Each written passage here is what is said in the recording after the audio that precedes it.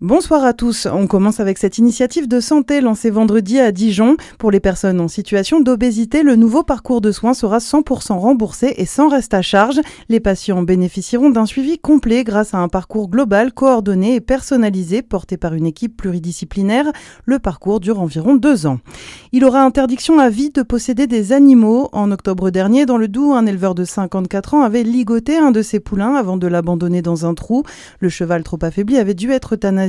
Le quinquagénaire a écopé de 6 mois de prison avec sursis et 12 000 € d'amende. Il ne pourra plus jamais exercer une profession en lien avec les animaux.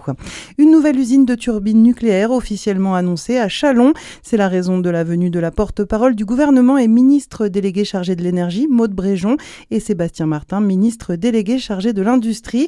Les travaux doivent débuter en 2027 sur l'ancienne friche industrielle Nordéon. Et puis 2 incendies ont eu lieu ce matin dans la région. Un homme de 68 ans a été retrouvé mort à Grancey-sur-Ource, en Côte d'Or, et un deuxième incendie a fait une autre victime à Saint-Étienne-en-Bresse, non loin de Châlons. Un homme d'une 50aine d'années est décédé. Aucune autre victime n'a été signalée. Dans le reste de l'actualité, la Cour des comptes pointe du doigt la qualité des soins en France. Dans un nouveau rapport, l'institution a analysé de nombreuses données de l'OCDE et elle estime que la non-qualité des soins dans les établissements de santé représente un enjeu majeur, d'autant que de nombreuses erreurs pourraient être évitées. Nicolas Gomez. Plus d'un tiers, selon la Cour des comptes, des erreurs, mais aussi des infections contractées à l'hôpital ou même des décès dont leurs réparations sont chiffrées à plus de 11 milliards d'euros. Pire, alors qu'il y a eu 7000 déclarations en 2024, la Cour des comptes estime que le nombre réel d'événements indésirables graves est 20 à 50 fois supérieur. Le rapport préconise un respect de la loi sur l'obligation de la déclaration de ce type d'incident et réclame des sanctions financières dans le cas contraire.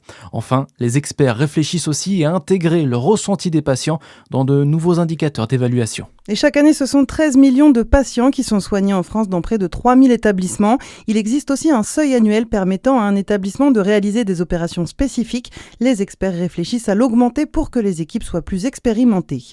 Le parquet de Paris ouvre une enquête après la réapparition sur Internet du site Coco sous un autre nom, connu pour être un repère de prédateurs sexuels. C'est sur ce site, en effet, que Dominique Pellicot avait notamment recruté plusieurs hommes pour violer sa femme Gisèle Pellicot.